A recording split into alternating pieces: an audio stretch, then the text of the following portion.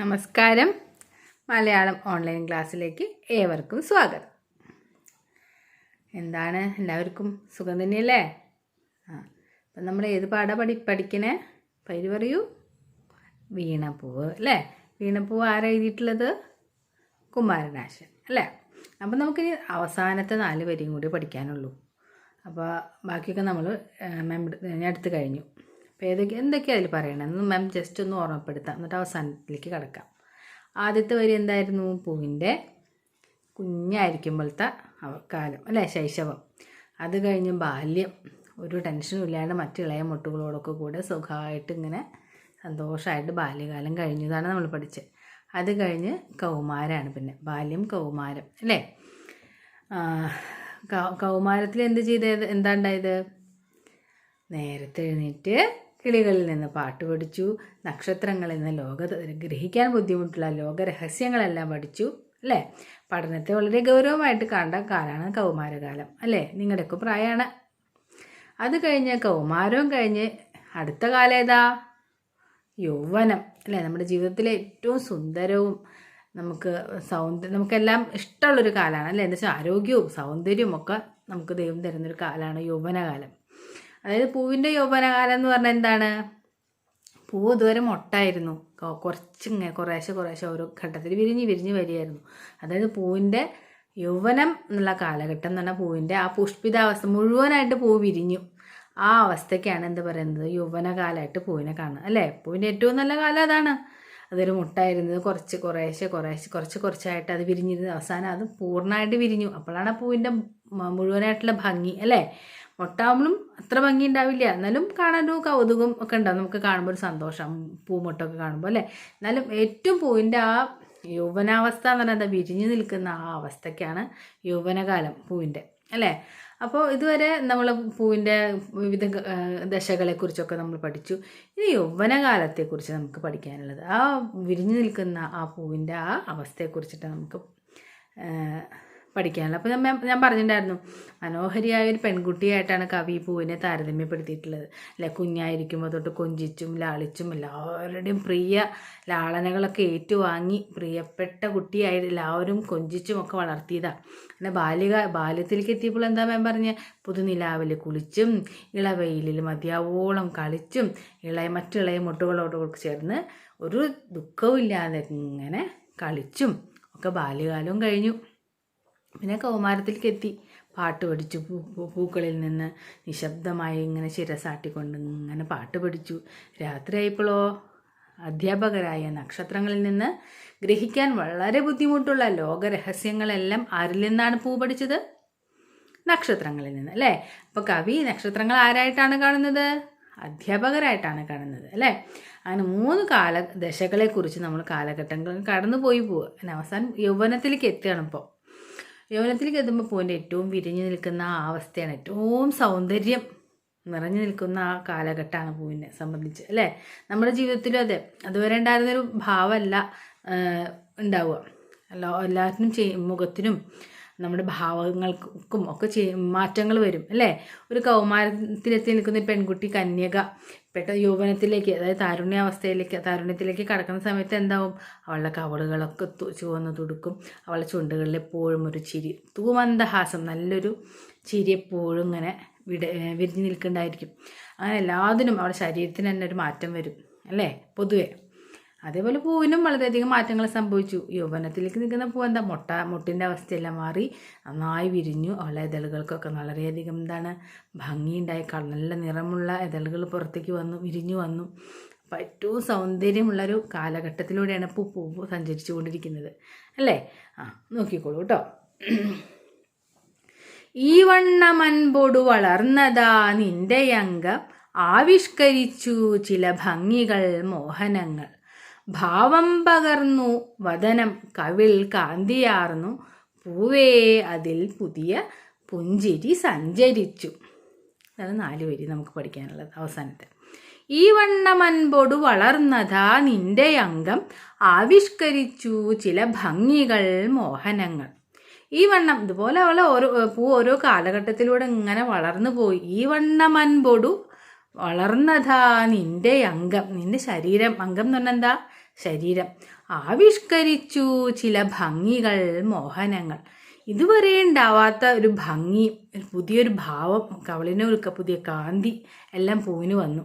ഇതുവരെ മുമ്പുണ്ടാവാത്തൊരു ഭാവമാണ് പൂവിന് യൗവന കാലഘട്ടത്തിലേക്ക് വന്നപ്പോൾ ഉണ്ടായത്. അതാണ് ഈ വണ്ണം അൻപോട് വളർന്നതാ നിന്റെ അംഗം ആവിഷ്കരിച്ചു ചില ഭംഗികൾ മോഹനങ്ങൾ. ഇപ്രകാരം വളർന്ന ഈ പൂവ് പുതിയ ചില സൗന്ദര്യ വിശേഷങ്ങളെയാണ് പ്രകാശിപ്പിക്കുന്നത്.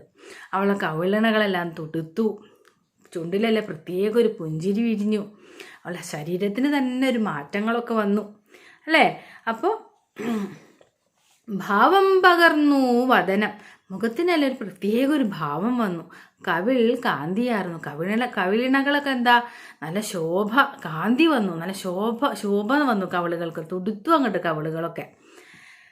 പൂവേ അതിൽ പുതിയ പുഞ്ചിരി സഞ്ചരിച്ചു എന്ന് പറഞ്ഞാൽ കൗമാര കാലഘട്ടത്തിൽ യൗവനം, ശിശു എന്നൊക്കെ അവസ്ഥകളൊക്കെ കഴിഞ്ഞു ഇല്ലേ. അവസാനം ഈ ഇതുവരെ ചിരിച്ചൊരു ചിരിയല്ല ഇപ്പൊ പൂവിന്റെ ചുണ്ടിലുള്ളത്. കൗമാരത്തിലും ബാല്യത്തിലും ശൈശവത്തിലുമൊക്കെ ഉള്ളത് വളരെ നിഷ്കളങ്കമായിട്ടുള്ള ചിരിയാണ് ഉണ്ടാവുക അല്ലേ.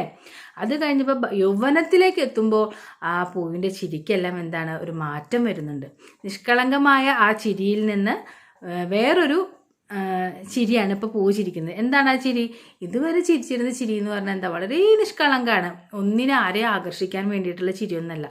ഇപ്പോൾ പൂ ചിരിക്കുന്ന ചിരി ഒരുപാട് കാമുകന്മാരെ ആകർഷിക്കാൻ, വശീകരിക്കാൻ വേണ്ടിയിട്ടുള്ള ഒരു ചിരിയാണ് പൂവ് ചിരിക്കുന്നത്. അതായത് അത്രയും സൗന്ദര്യത്തിൽ മൂർധന്യാവസ്ഥയിൽ നിൽക്കുകയാണ് പൂവ്. ഇനി ഇതിൽ കൂടുതൽ സൗന്ദര്യം പൂവിനില്ല, അത്രയും വിരിഞ്ഞ് എല്ലാവരെയും ആകർഷിക്കാൻ തക്ക സൗന്ദര്യം ഉണ്ട് ആ പൂവിന്. അപ്പോൾ കവി പറയുന്നത് ഇപ്പം പൂവിൻ്റെ ചുണ്ടിൽ വരുന്ന ആ പുഞ്ചിരിക്ക് നിഷ്കളങ്കമായിട്ടുള്ള പുഞ്ചിരിയല്ല, മറ്റുള്ള കാമുകന്മാരെ വശീകരിക്കാൻ വേണ്ടിയിട്ടുള്ള ഒരു പുഞ്ചിരിയാണ് ഇപ്പോൾ പൂവിൻ്റെ. അതാണ് പൂവേ അതിൽ പുതിയ പുഞ്ചിരി സഞ്ചരിച്ചു എന്ന് പറയുന്നത്. അപ്പോൾ പുതിയ ആ സുസ്മിതം, ആ മനോഹരമായ പുഞ്ചിരി എന്തിനു വേണ്ടിയിട്ടുള്ളതാണെന്ന് കവി പറയുന്നത്? കാമുകന്മാരെ വശീകരിക്കാനുള്ള കൗശലങ്ങളെല്ലാം ചേർന്നതാണ് അത്രേ ആ പൂവിൻ്റെ ആ പുതിയ ഇപ്പോഴത്തുള്ള ആ പുഞ്ചിരി. മുമ്പത്തെ പോലത്തുള്ള നിഷ്കളങ്കമായിട്ടുള്ള ചിരിയേ അല്ല. യൗവനത്തിലേക്ക് എത്തി നിൽക്കുന്ന പൂവിൻ്റെ ചിരിക്ക് വളരെയധികം വ്യത്യാസമുണ്ട്. അതാണ് പുതിയ പുഞ്ചിരി എന്ന് പറഞ്ഞാൽ കവി ഉദ്ദേശിക്കുന്നത് എന്താണ്? കാമുകന്മാരെ വശീകരിക്കുന്നതിനുള്ള ഒരു ചിരി. ആ ചിരിക്ക് വളരെ സൂത്രങ്ങൾ നിറഞ്ഞിട്ടുള്ള ഒരു ചിരിയാണ്. ആ ചിരിയാണ് പൂവിൻ്റെ ചുണ്ടിൽ ഇപ്പോൾ ഉള്ളത്. മനസ്സിലായോ? അപ്പം നമ്മുടെ പാടെടുത്ത് കഴിഞ്ഞു. അപ്പോൾ ആദ്യത്തെ 8 വരികൾ നമുക്ക് പഠിക്കാനുണ്ട്. അതൊക്കെ 8 വരി. ഹാ പുഷ്പമേ അധിക തുങ്കപദത്തിലെത്ര ശോഭിച്ചിരുന്നിതൊരു രാജ്ഞി കണക്കയേ നീ ശ്രീ ഭൂവിലസ്ഥിര അസംശയം ഇന്നു നിന്റെ ആ ഭൂതിയെങ്ങു പുനരെങ്ങു കിടപ്പിതോർത്താൽ ലാളിച്ചു പെറ്റ ലതയൻപൊടു ശൈശവത്തിൽ പാലിച്ചു പല്ലവ പുടങ്ങളിൽ വെച്ചു നിന്നെ ആലോലവായു ചെറു തൊട്ടിലുമാട്ടി താരാട്ടാലാപമാർന്നു മലരേ തലമർമരങ്ങൾ. ഈ 8 വരി ഇതുവരെ നമുക്ക് എഴുതി പഠിക്കണം, നമ്മൾ മനപ്പാടാക്കണം കേട്ടോ. പിന്നെ നമുക്ക് ഇതുവരെയാണ് പഠിക്കാനുള്ളത്. മനസ്സിലായോ ഞാനെടുത്തത്? മനസ്സിലായ സിമ്പിളല്ലേ, വളരെ വായിച്ച് നോക്കി നമുക്ക് എല്ലാവർക്കും മനസ്സിലാവും. പിന്നെന്താ, പാലൊത്തെഴും പുതുനിലാവിലം കുളിച്ചും എന്താ, പാല് പോലെയുള്ള നിലാവിൽ മതിയാവോളം കളിച്ചും കുളിച്ചും പിന്നെന്താ ബാലാതപത്തിൽ വിളയാടിയും ആടലെന്നെ ഇളവെയിലിൽ ഇഷ്ടം പോലെ, ഇളവെയിലിൽ കഠിനായിട്ടുള്ള വെയിലിൽ കളിക്കാൻ സുഖം ഉണ്ടാവില്ല. അപ്പോൾ സൂര്യൻ ഉദിച്ചു വരുമ്പോൾ ഒരു വെയിലുണ്ടാവും, രശ്മികൾക്ക് എന്തുണ്ടാവില്ല, ശക്തി ഉണ്ടാവില്ല, തീക്ഷ്ണത ഉണ്ടാവില്ല. ആ വെയിലിൽ ഇഷ്ടം പോലെ അലം നന്ന മതിയാവോളം കളിച്ചും നീ ലീല പൂണ്ടിളയ മുട്ടുകളോടു ചേർന്നു, അങ്ങനെ മറ്റ് ഇളയ മുട്ടുകളോടെ കൂടി ചേർന്ന് കളിച്ച്, ലീല എന്ന് പറഞ്ഞാൽ എന്താ, കളിച്ച് ബാലത്വം അങ്ങനെ കഴിച്ചിതു നാളിൽ ആടലിനി എന്ന് എന്താ, ഒറ്റ ദുഃഖവും ഇല്ലാണ്ട് പൂവത്തിൻ്റെ ബാല്യകാലം അങ്ങനെ കഴിഞ്ഞു. പിന്നെ ഏത് കാലഘട്ടത്തിലേക്ക് പൂവെത്തിയത്? കൗമാര കാലഘട്ടത്തിലേക്ക്. ആ കാലഘട്ടത്തിൽ എന്താ പൂ ചെയ്തത്? ശീലിച്ചു ഗാനം ഇടചേർന്നു ശിരസ്സുമാട്ടി കാലത്തെഴും കിളികളോടധ മൗനമായി നീ. എന്താ, കിളികളെ അതിരാവിലെ എഴുന്നേൽക്കുന്ന പക്ഷികളിൽ നിന്ന് ഗാനം പാട്ട് പരിശീലിച്ചു. നിശബ്ദമായി നിന്നിട്ട് ഇങ്ങനെ ശിരസാട്ടിക്കൊണ്ട് അവരിൽ നിന്ന് എന്ത് പഠിച്ചു? ഗാനം പരിശീലിച്ചു. ഈ ലോകതത്വവും അയേ തെളിവാർന്ന താരാജാലത്തോടു ഉന്മുഖതയാർന്നു പഠിച്ചു രാവിൽ. രാത്രിയായപ്പോൾ എന്താ, നക്ഷത്രങ്ങൾ വരും രാത്രിയാകുമ്പോൾ അല്ലേ. നക്ഷത്രങ്ങളിൽ നിന്നാണ് ഈ ഗ്രഹിക്കാൻ വളരെ ബുദ്ധിമുട്ടുള്ള ലോകരഹസ്യങ്ങളെല്ലാം ഈ നക്ഷത്രങ്ങളിൽ നിന്നാണ് പൂവ് പഠിച്ചെടുത്തത്. അപ്പോൾ പൂവിനെ നക്ഷത്രങ്ങൾ ആരായിട്ടാണ് കവി കാണുന്നത്? അധ്യാപകരായിട്ടാണ് കാണുന്നത്. അത് കൗമാര കാലഘട്ടങ്ങൾ സംഗീതം തുടങ്ങി ലളിതകലകളൊക്കെ അഭ്യസിക്കേണ്ട, പഠനത്തെ വളരെ ഗൗരവമായി കാണേണ്ട ഒരു കാലഘട്ടമാണ്. അത് കഴിഞ്ഞ് ഇന്ന് ഞാനെടുത്തത് ഏത് കാലഘട്ടത്തെക്കുറിച്ചാണ്? യൗവനാവസ്ഥയെക്കുറിച്ചാണ് പൂവിൻ്റെ. അതായത് ഏറ്റവും സൗന്ദര്യം വിടർന്ന് നിൽക്കുന്ന ആ പൂവിൻ്റെ ഏറ്റവും മൂർധന്യത്തിൽ നിൽക്കുന്ന മൂർധന്യാവസ്ഥയിൽ നിൽക്കുന്ന പൂവ്. ആ അവസ്ഥയ്ക്ക് യൗവനം നമ്മുടെ ജീവിതത്തിലെ ഏറ്റവും നമുക്ക് സുന്ദരമായ കാലഘട്ടമാണ് അല്ലേ. പൂവിനെ സംബന്ധിച്ചും അതെ. എല്ലാവരും പൂവിൻ്റെ ഭംഗി കണ്ടിങ്ങനെ പൂവിനെ പുകഴ്ത്തി പൂവിനെങ്ങനെ എല്ലാവരും എന്തൊരു ഭംഗിയാണ് പൂവിനതിങ്ങനെ കേട്ട് സന്തോഷം വന്ന് നിൽക്കണം അല്ലേ. യൗവനത്തിലാണ് നമുക്ക് എല്ലാവർക്കും എന്തുണ്ടാവും, നല്ല ആരോഗ്യവും സൗന്ദര്യവും എല്ലാം ഉണ്ടാവുക. അതേപോലെ തന്നെ പൂവിനും അല്ലേ. അപ്പോൾ പൂവിന് എന്താ കാലഘട്ടത്തിലുണ്ടായ മാറ്റങ്ങൾ? ഈ വണ്ണമൻപോട് വളർന്നതാ നിന്റെ അംഗം ആവിഷ്കരിച്ചു ചില ഭംഗികൾ മോഹനങ്ങൾ. ഈ സമയത്ത് അത് യൗവനത്തിലേക്ക് കടന്നു നിൽക്കുന്ന, കൗമാരം കഴിഞ്ഞ് യൗവനത്തിലേക്ക് കടന്നു നിൽക്കുന്ന ഈ സമയത്ത് പൂവിൻ്റെ ഭാവം തന്നെ മാറി, മുഖത്തിൻ്റെ ഭാവം മാറി. കവിളകളിലെല്ലാം രണ്ട് കവിളുകളിലും എന്താണ്, പുതിയൊരു ശോഭ വന്നു, ഒരു കാന്തി വന്നു.